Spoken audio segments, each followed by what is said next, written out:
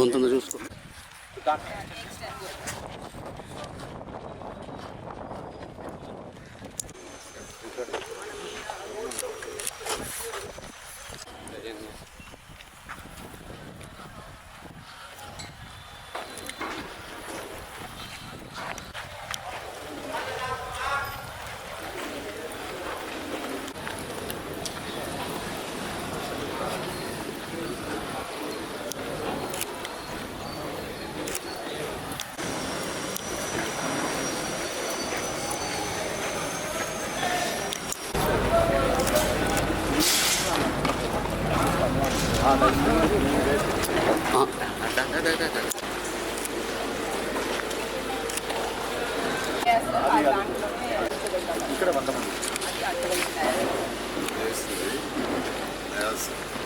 ఇక్కడ 100 మంది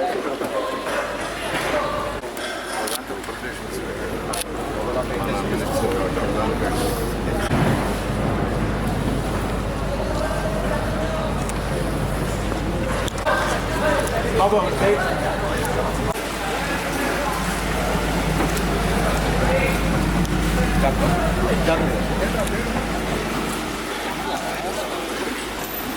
ఒకసారి ఇచ్చారు ఇలా వేయండి.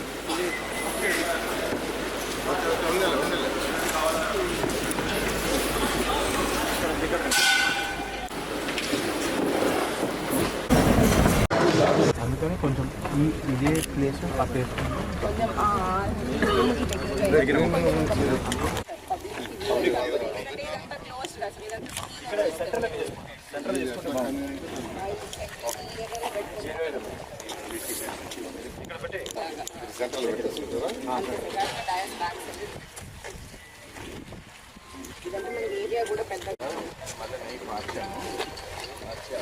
మీరు డైమెన్షన్ మాత్రం చేస్తే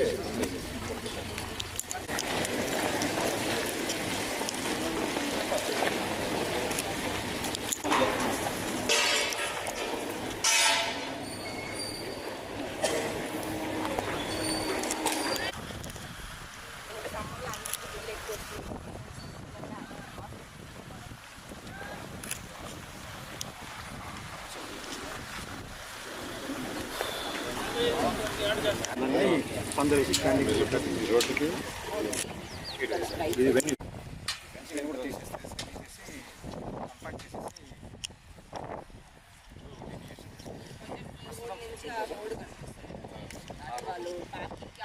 రెండవ తేదీ ఆ ప్రోగ్రాం ఫిక్స్ అయింది. దానికి గాను ఇక్కడ ఏర్పాట్లను యాక్చువల్గా అధికారులు 90% పూర్తి చేశారు. దాని మీద ఈరోజు నేను, వీరపాండ్యన్ గారు నోడల్ ఆఫీసరు, సిఆర్డీఏ కమిషనర్ గారు, కలెక్టర్, ఎస్పీ అందరం దీన్ని కంబైన్డ్ ఇన్స్పెక్షన్ చేయడం జరిగింది. దీనికి సంబంధించి ముఖ్యంగా ఏంటంటే రోడ్లు, అంటే ఇక్కడికి వచ్చేదానికి ఎటువంటి ఇబ్బంది లేకుండా 8 రోడ్లను పోలీస్ డిపార్ట్మెంట్ వాళ్ళు ఐడెంటిఫై చేశారు. దాంట్లో అక్కడక్కడ కొద్దిగా బాటిల్ నెక్స్ ఉంటే వాటిలన్నింటినీ క్లియర్ చేయమని నిన్న చెప్పడం జరిగింది. దానికి అధికారులకు ఆదేశం ఇచ్చాం. వాళ్ళు ఆల్మోస్ట్ ఆ వర్క్ కూడా 70% చేశారు. ఈరోజు ఈవినింగ్కి ఆ వర్క్ కంప్లీట్ చేయడం జరుగుతుంది. అదేవిధంగా పార్కింగ్ ప్లేసులు కూడా ఒక 11 ప్లేస్లు ఐడెంటిఫై చేశారు. నిన్న ముఖ్యమంత్రి గారు రివ్యూ చేస్తూ ఆ 11 ప్లేసులు పార్కింగ్ ప్లేసులు ఏదైతే ఉన్నాయో వాటిని అవసరమైతే కొన్ని పెంచమన్నారు. దాని విషయమే డిస్కస్ చేయడం కోసం ఈరోజు పోలీస్ డిపార్ట్మెంట్ వాళ్ళు, కలెక్టర్ గారు అందరూ రావటం జరిగింది. ఏదైతే అమరావతి రాజధాని కోసంగా 2015 జనవరి 1 నోటిఫికేషన్ ఇచ్చారు ల్యాండ్ పుల్లింగ్కి. 2015 జనవరి 1, 2015 ఫిబ్రవరి అర్ధరాత్రికి, అంటే కేవలం 58 రోజులలో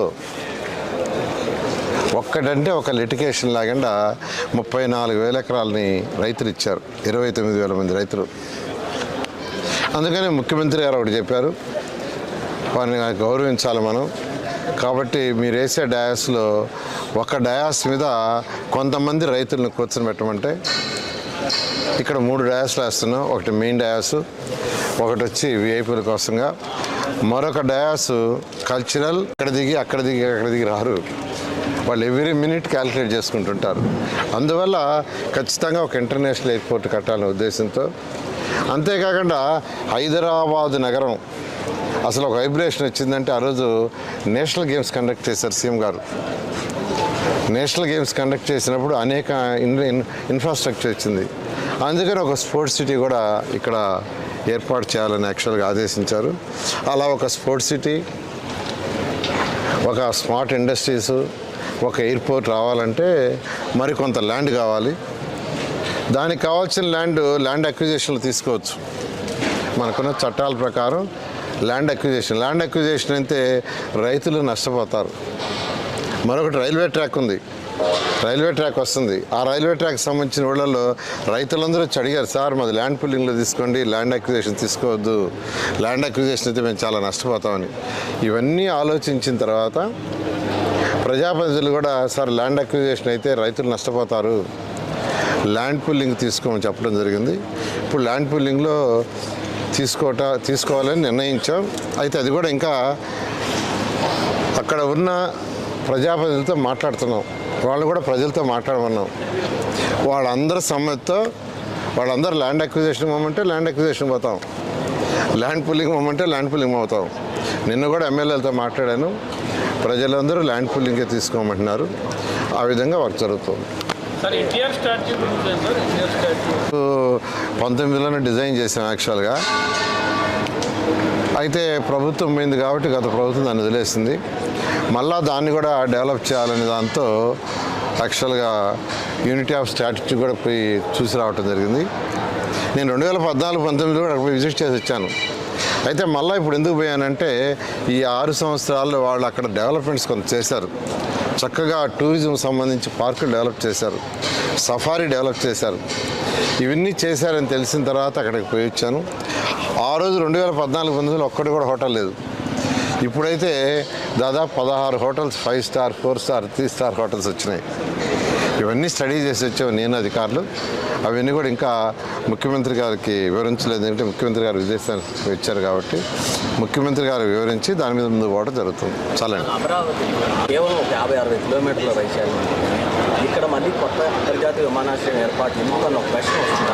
హైదరాబాద్లో ఆల్రెడీ ఒక ఎయిర్పోర్ట్ ఉండింది.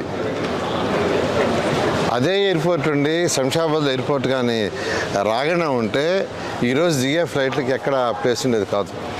ఆ రోజు ముఖ్యమంత్రి గారు ఎంతో దూరదృష్టితో రాబోయే 50 సంవత్సరాలను దృష్టిలో పెట్టుకొని ఆ రోజు శంషాబాద్ ఎయిర్పోర్టు 5,000 ఎకరాలు అక్వైర్ చేశారు. ఆ రోజు అందరూ ఎగతాళి చేశారు. ఎందుకు? ఇదే ప్రశ్న, మీరు వేసిన ప్రశ్నే. ఆల్రెడీ ఒక ఎయిర్పోర్ట్ ఉంది కదా, అది సరిపోతుంది కదని. కానీ ఈరోజు శంషాబాద్ ఎయిర్పోర్ట్ లేకుండా ఉంటే వచ్చే ఫ్లైట్లలో 10% కూడా దిగడానికి కుదరదు. సో అంత దూరదృష్టితో మా ముఖ్యమంత్రి గారు ఆలోచించి ఈరోజు చేస్తున్నారు. ఓకే, గత టీడీపీ ప్రభుత్వం 2014 డిసెంబర్లో గుర్తించి వాళ్ళకి ఐడెంటిటీ కార్డ్స్ జారీ చేస్తాం.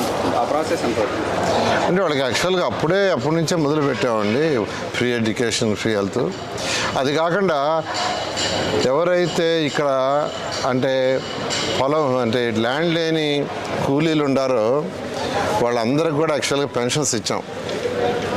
అయితే గత ప్రభుత్వం ఏం చేసిందంటే వాళ్ళల్లో కొంతమంది చిన్న జాబ్స్లో చేరారు, చిన్నవి. అంటే ఈ సెక్రటరియట్లో స్కావెంజర్స్, స్వీపర్లుగా వాళ్ళందరూ పెన్షన్స్ కట్ చేసేసింది. కానీ ఈ ప్రభుత్వం రాగానే వాళ్ళందరూ అడిగారు, వాళ్ళందరూ కూడా రివోక్ చేసేస్తున్నాం. అలా ఈ ప్రభుత్వం ఆ రోజు ఏ రైతులైతే 2014-19లో సాక్రిఫైస్ చేసి ల్యాండ్ ఇచ్చారో, ఏ రైతు కూలీలు అయితే ఆ రోజు ఇక్కడ ఉండి ఇబ్బంది పడకూడదని ఆ రోజు ముఖ్యమంత్రి గారు మాట ఇచ్చారు, ఆ మాట నిలబెట్టుకుంటూ మళ్ళీ వాళ్ళందరూ కూడా వాళ్ళు ఇక్కడ పని చేసుకుంటున్న అంటే ఒక 10,000-12,000 చేసుకుంటున్నారు, గవర్నమెంట్ వాళ్ళు చేసుకుంటున్నారు, అంటే కాంట్రాక్ట్ బేస్.